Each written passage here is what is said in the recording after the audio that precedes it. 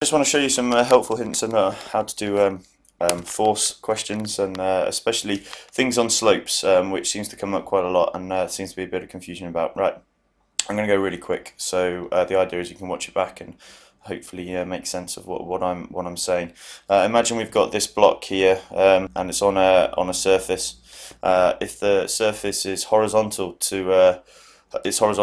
then as we've seen before, if I was to draw a free body diagram of the object, then I draw a dot which represents the object, and I draw all the forces that are acting on that object. So in this case, we've got the weight, and we've got the normal or reaction force from the surface acting back. Now remember that the reaction force always acts perpendicular to the surface.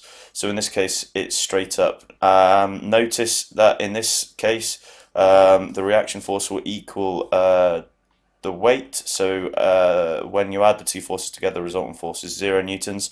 Therefore, the object is in equilibrium, and therefore, because F equals ma, if there's no force, there can't be any acceleration. Right, now take this second situation. So imagine that in this second situation, instead of being flat, the object is now on a slope. The free body diagram is no longer valid because the reaction force wouldn't be acting straight up. The reaction force would actually be, again, acting perpendicular to the surface. So we have this situation. This would be the free body diagram. The reaction force acting perpendicularly. If I was going to draw a dotted line here, this would be the line of the surface, and again they're 90 degrees to each other. The effect is that the following situation happens.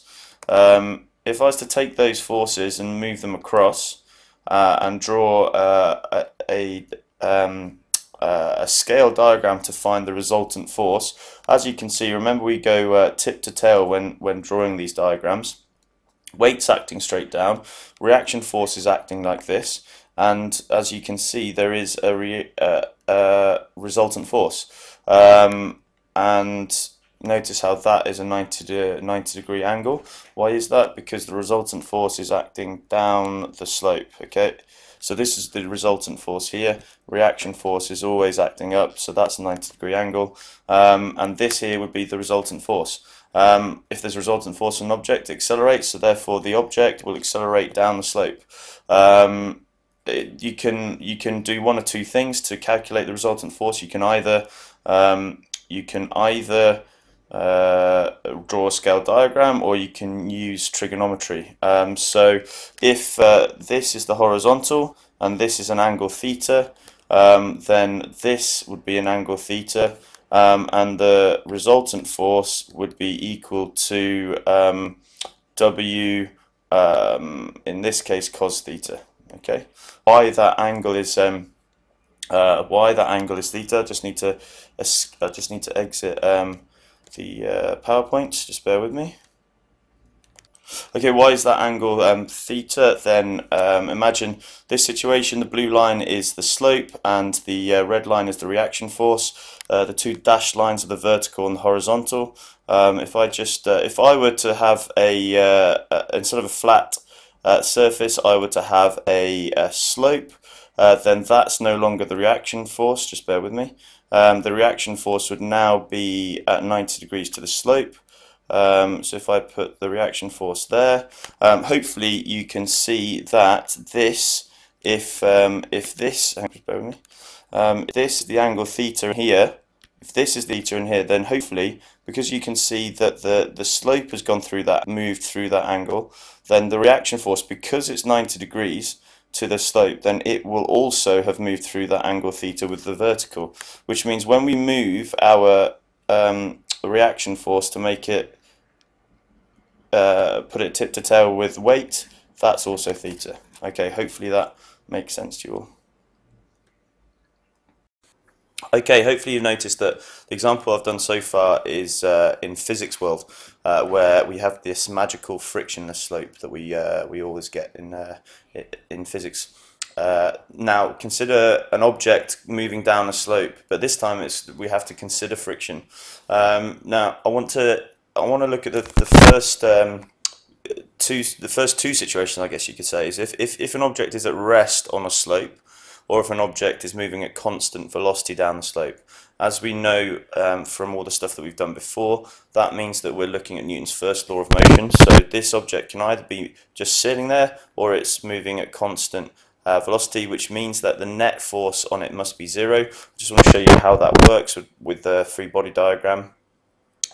So now this is the free body diagram for this object, either at rest or at constant velocity. We have three forces to consider. First off, weight again, reaction force, which is again 90 degrees to the surface, but this time we've also got friction.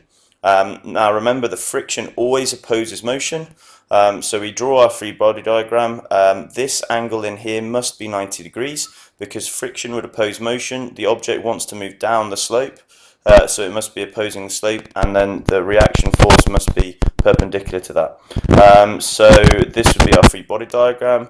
Now if I wanted to show that the resultant force was zero, I would draw a scale diagram. And again, remember that the simple thing is to go tip to tail. So start with weight, then tip to tail, draw your reaction force, tip to tail, and then finally your friction. Now obviously I haven't done this quite right, but the idea is there that you can see that it's a closed loop, so therefore the net force is zero.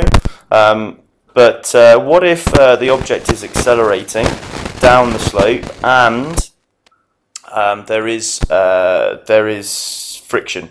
Why might it be accelerating down the slope? Well, in that case, what's happened is that friction is obviously not sufficient to close this loop, in effect, and so we have a resultant force.